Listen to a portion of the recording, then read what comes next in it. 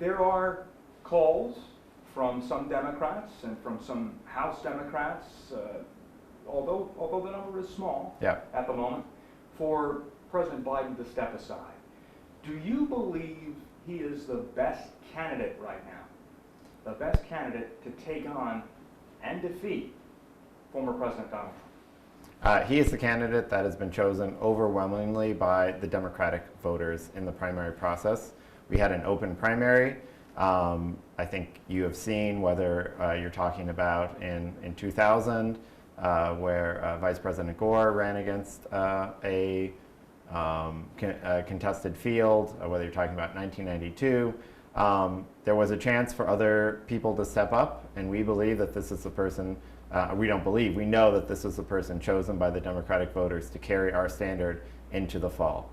And not only that, the accomplishments that the Biden administration and President Biden personally has brought to the American people, making life better, whether it is for union people. I'm a former union brother myself. The change for protection for union workers, the massive amounts of investment in our infrastructure, the massive amounts of investment in bringing a 21st century economy. We see that with the CHIPS Act, with the chip foundries opening here in Arizona. President Biden is one of the most accomplished presidents in my lifetime, and he is running against somebody who can't string a sentence together without a lie, and who does nothing but spew vitriol and division to the American people. So yes, we believe that someone with substantive accomplishments, who is able to deliver honesty and values to the American people, is the person that's going to be carrying our standard into the fall. Do you expect more renewed calls for him to drop out at this point? I think at this point, President Biden is obviously having a lot of discussions with his friends and his friends, family, and advisors about what his future is going to be. Everything that we've seen so far is that he intends to prosecute the case for why the Democratic Party's vision is the vision that's going to deliver for the American people, for the working and middle class this fall. What's the top priority for you and other Arizona elected delegates? Our top priority is making sure that we have, from the bottom of the ticket, whether it's school board, justice of the peace, whether it's county officials, state legislators, corporation commission candidates, our federal candidates for House, House, Senate, and the presidency, that we can present a clear and decisive difference, not just in our policies, but in our values and vision for our state and our country between us and the Republican Party. And we believe that contrast is very clear this year. You know, polls have been off before. In 2016, the state polls were off. The national polls were fairly good. President Biden is trailing both nationally and in battleground states like Arizona here. Does that give you pause?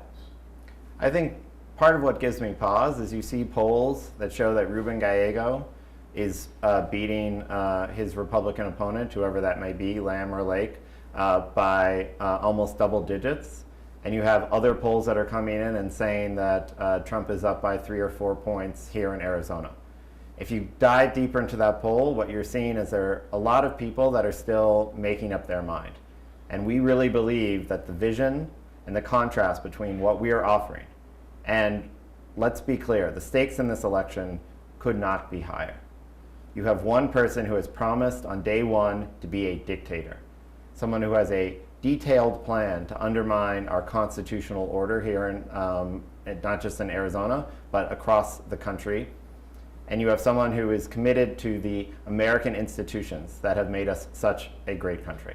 And so with that, I think as people start paying more and more attention, especially after Labor Day, we are going to see people really come home to the American democracy. To the Biden-Harris ticket? To the Biden-Harris ticket and to the Democratic ticket more broadly. You are looking, especially here in Arizona, you're looking at a Republican ticket that is filled with people who are sprouting conspiracy theories, who are being sore losers, unable to accept the last two sets of results here in Arizona where they lost and lost pretty decisively, people who are sprouting lies about their military service, and at the top of the ticket, you have people who are just refusing to accept our democratic order. Okay, a couple last questions for you. Sure. We'll do a two-shot. Really do appreciate your thoughts. I'm curious, you know, we've reached out to other delegates. This is the first interview I've done with a Democratic delegate at this point. Yeah. I'm curious, would you mind sharing what some of your conversations have been? I don't know if you've even had any with other delegates at this moment, but where are you right now? You said Arizona is such a crucial state nationally to get the 270 electoral votes. As a group, where are you? Well, I'll tell you that I was at the Delegate Watch Party sponsored by the Arizona Democratic Party in Phoenix on Thursday, or I guess Thursday 10 days ago at this point. And at that party, I will tell you, people, we had concerns. We knew that that was not the best debate performance, but our concerns were not about whether or not President Biden was the best person for the job. Our concerns were whether or not the substantive argument, the values that he was trying to present to the American people came across clearly or not. Because on the other side, we saw an hour and a half of nothing but former President Trump lying, spewing divisions, and putting forth pure division. You are representing Congressional District 7. Correct. Your congressman is a long time Southern Arizona Congressman Raul Grijalva. Yes. He was the second House Democrat to call for President Biden to step aside. Yes. It seems like you both have a division here. What do you say to the congressman's call for President Biden to drop out of the race?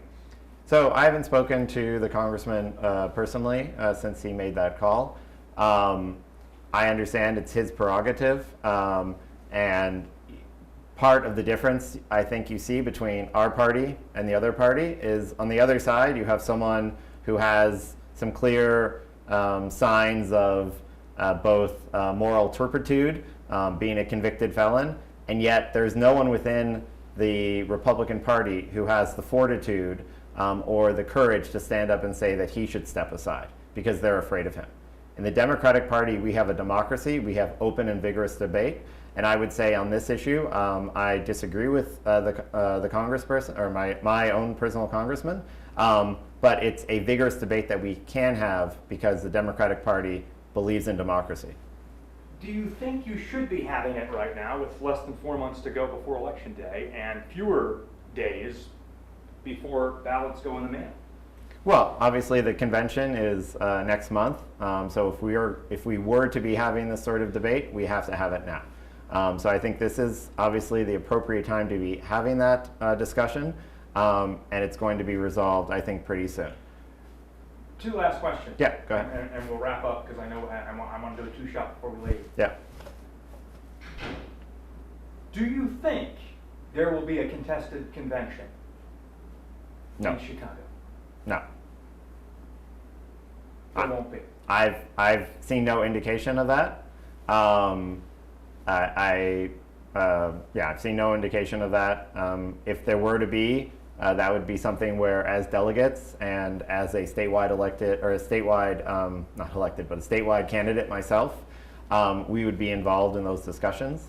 I've been speaking with other delegates, other elected delegates, and other elected officials here in Arizona, and I've just not heard any of that at all. And I'll ask again, do you believe, because there are Democratic voters who have real concerns. Right. Do you believe President Biden is the best candidate at this point to take on this race and to win this election? I believe Joe Biden provides a very clear contrast. Someone who supports our democratic values as a country, someone who fights for the working and middle class and union families in this country, for someone who only cares about himself, who does not believe in our democratic values, and most importantly, regardless of whether President Biden can get things in a way that jazzes up perhaps the news media, there's no question that President Biden is an honest man who cares deeply about the soul of our country. And the contrast between him and President Trump on that matter could not be clearer. How does the party unify with just a couple of months to go now? Well, I think we'll be very, once the convention rolls around, we're going to be completely unified. And even the question that we're having, the debate that we're having right now, I think will be clarified within a week or two.